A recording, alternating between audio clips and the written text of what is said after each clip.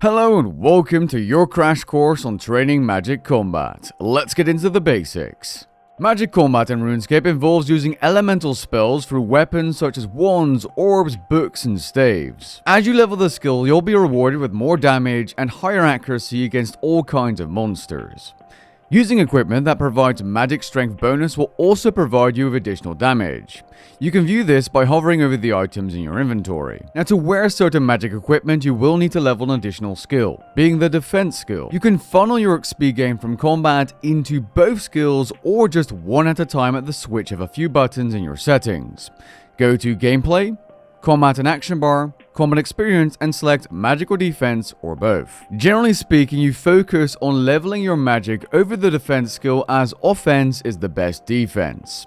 It also makes leveling significantly easier, as higher tier weapons increase damage and therefore experience per hour as you're killing more monsters. It's worth noting you gain 50 combat experience for every 1000 damage you deal. So if a monster has 1000 health, you'll gain 50 experience, unless you split it into defense and magic, as then you'll gain 25 defense and 25 magic XP for 1000 damage dealt. Thankfully, the constitution experience you gain is separate and you gain it from any combat skill, so there's no need to worry about joining it separately. Now, the most important bit of information is knowing how accuracy and damage works in this game, no matter what you're fighting.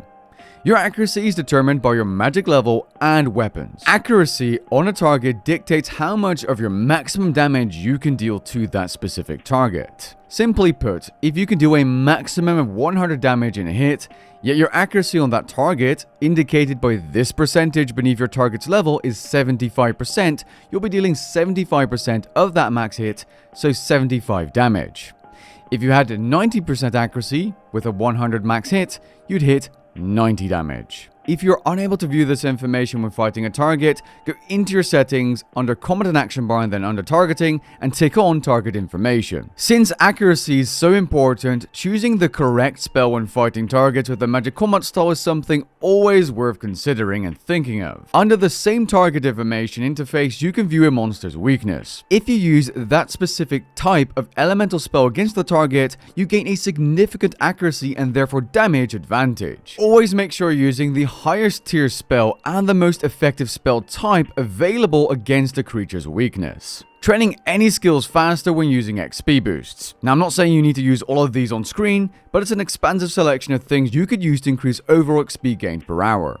Newer players, ignore all this stuff, but if you're ever feeling bored, feel free to type /wiki and then write the name of any of these items in game to pop up a page that will give you all the information you need. I do want to give a special mention to the Scrimshaw Sacrifice. This item is too expensive for newer players, but if you're somewhere in the mid levels, this item increases your combat experience gain by 50%, but you no longer get any drops. This is an item that's worth using at methods where the drops are not very valuable. Here's a list of useful items that are really useful for training the combat skill, and I will be mentioning a couple of these throughout this guide. Let's get to the training bit. Leveling magic during the early levels is in fact quite simple. Complete one small quest and go from levels 1 to 20 by using the XP lamp you get at the end of the quest on the magic skill. This quest is called Vampire Slayer and will take you less than 10 minutes to complete. Don't worry if you don't feel like doing a quest right now, as you can start leveling straight away. Take this boat in Tavley to Lumbridge and start killing goblins. Or, if you're feeling like it, alternatively you can kill cows as well, but the goblins are weak to air spells. As for a weapon, use something like an air staff. Now, if you're not sure where to buy your gear, the main way of obtaining gear in this game is by buying it through the Grand Exchange, which is trade with other players. Alternatively, and especially for the low levels, I wouldn't worry too much about this and simply buy your gear from the local NPC shops. An easy way of finding your weapon and armor shops, and even rune shops if you need different types of runes, is by selecting the icons on your world map, and then you'll see exactly where they are located. Now, you can activate abilities manually, but also automatically. Take off these settings with Revolution Combat Mode turned on and the game will use them for you, which is a lot easier as a new player. For now, I recommend using an action bar that looks a little bit like this to keep it simple. As you level, you'll unlock more abilities and more options to change up your action bar. Starting from levels 20 to 30, I recommend you train on skeletons and goblins inside the Lumbridge Catacombs.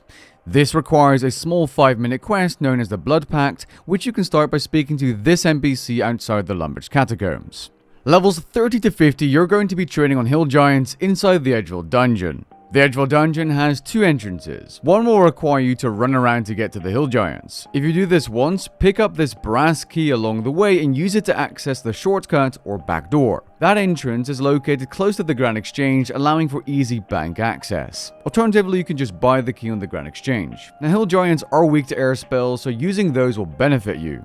Make sure you upgrade to a level 30 air battle staff and have air spells ticked off to save on rune. Once you hit level 40 magic, upgrade to a mystic air staff instead. If you're also leveling the defense skill, level 30 defense, upgrade to battering robes, and at level 40 split bark armor. Levels 50 to 60 will find you training at Anku's, located inside the stronghold of security, the entrance of which can be found south of Edgeville in the Barbarian Village. Note, to get to the deepest level, you'll need to go through some portals and ladders. The best spot to kill Ankus is in the northeast corner, as that spot only contains Anku and nothing else.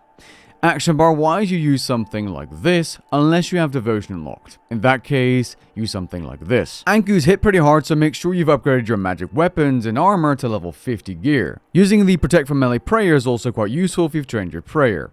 Also, make sure you've selected earth spells for maximum damage output. Additional damage output against these undead boys can be obtained by wearing a salve amulet enchanted, although that does require you to complete the Haunted Mine quest. Alternatively, if you have level 50 Slayer, you can also train on Blood Velds located in the Mauritania Slayer Tower on the 1st floor. If you're going to be killing these, make sure you swap over to fire spells and grab yourself a contract outside to also gain some Slayer experience and money while training here. From level 60 to, well, 90 and even 99 if you want, you're going to be training on Shadow Warriors, and there's a really good reason as to why I'm recommending these over something else. Unfortunately, these do require a quest called the Legends quest, so if that isn't your cup of tea, you can stick to Blood Velds until level 70. That being said, because you can get so many buffs, especially as a mage against undead creatures, I recommend doing Shadow Warriors and therefore completing the quest to unlock them.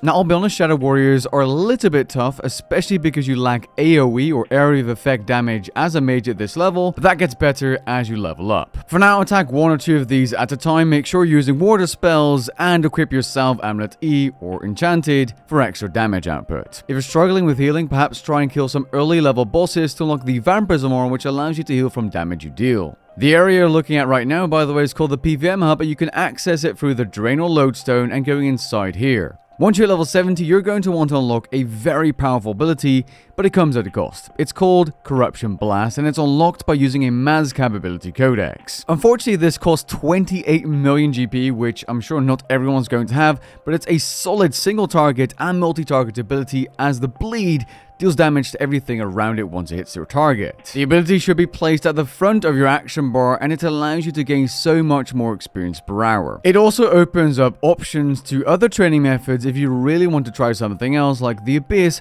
although I would recommend sticking to Shadow Warriors because at level 78 you're going to be able to stack even more damage against these undead creatures. At level 78 you unlock a spell known as Crumble Undead, which is on the normal spellbook. The spell gives you 30% additional damage against the undead, which stacks with the Salve Amulet, and therefore you're going to be wrecking these Shadow Warriors like there's no tomorrow. By the way, if you're wondering why they keep attacking me, I'm using an item known as the Aggression Potion to keep them aggroed on top of me and have them cluster up nicely for my area of effect abilities such as Dragon Breath and Corruption Blast. Due to the amount of additional damage you can gain against the undead, I can't really recommend any other creatures because there's plenty of good Slayer tasks or Slayer creatures you can kill with magic, such as Corrupted Scorpions, but because they don't have that much more health and spawns, and you have so much more damage against the undead here, these are going to be the better choice.